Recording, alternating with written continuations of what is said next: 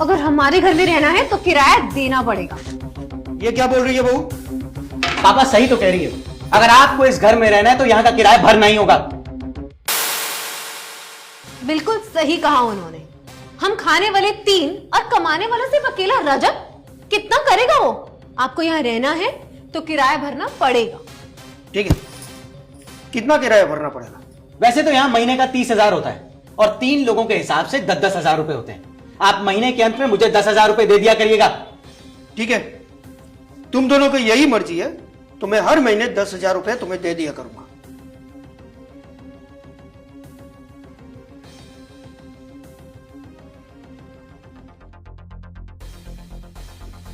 ये क्या बदतमीजी है बहू?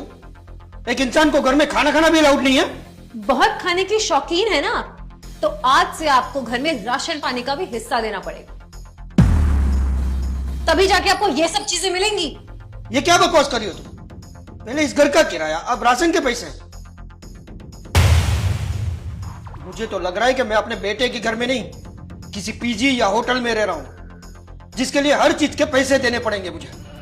तो पापा इसमें गलत क्या कह रही है? आप खाना खाते हैं या नहीं? ये क्या बोल रहे तू? अरे जितना पूछा जाए उतना ही जवाब दीजिए, फालतू की बातें मत कीजिए। खाना खाते हैं या नहीं?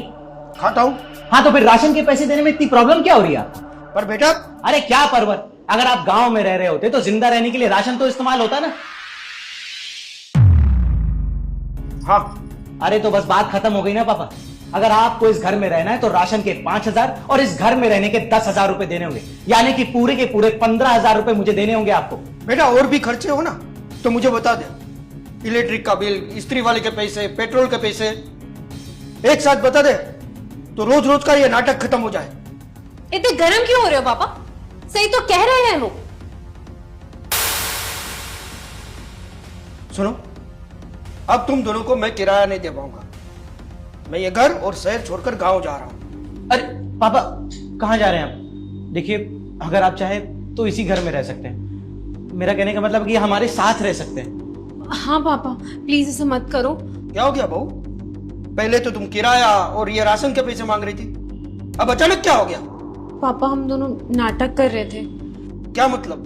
पापा कुछ दिन पहले मैं अस्पताल गया था आपकी एक ब्लड रिपोर्ट लेने, तो उसमें पता चला कि आपका कोलेस्ट्रॉल लेवल बहुत हाई है और डॉक्टर ने कहा कि अगर आप घूमते फिरते रहेंगे तो आपकी हेल्थ ठीक रहेगी। इसीलिए हमने ये सब नाटक किया ताकि आपका कोलेस्ट्रॉल लेवल ठीक रहे।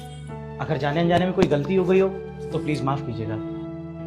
रुक जा बेटा, मैं संकट मोचन हनुमान हूँ, मैं तेरे सभी संकट दूर कर दूंगा। तू इस वीडियो को लाइक करके चैनल को सब्सक्राइब कर ले और कमेंट में जय श्री राम लिख दे।